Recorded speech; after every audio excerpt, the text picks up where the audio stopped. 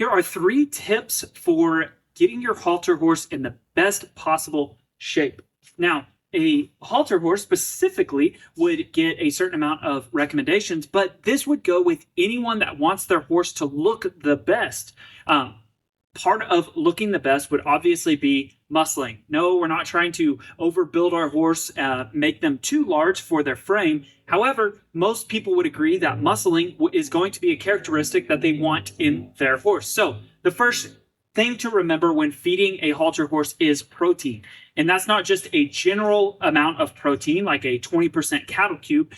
The more specific you can get with a high quality amino acid, such as Purina Super Sport or Pro Elite Top Line Advantage, something like that, that is going to have high quality amino acids, that would be the best case scenario for building muscle.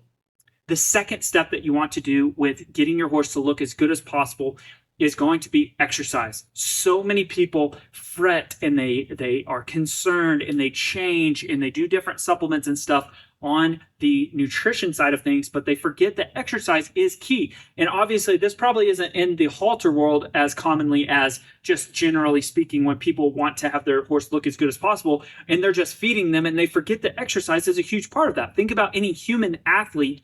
They're not going to be strong unless they are working out. Yes, you have to eat right. However, you have to also be building those muscles through exercise.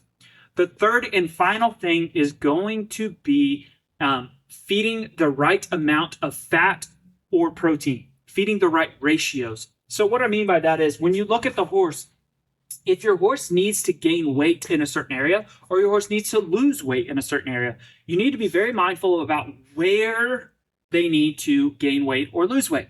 So if your horse needs to gain top line, if your horse needs to gain in the rib area, those are 2 different ingredients or 2 different things that would accomplish those goals. On the top line, those are muscles. There's 2 large muscles that go on either side of the spine. That needs to be built by exercise and protein. If you want the rib area, if your horse has a lot of ribs showing and you want to build that up, that is going to be accomplished through fat and doesn't necessarily need exercise, probably needs less exercise, if you will.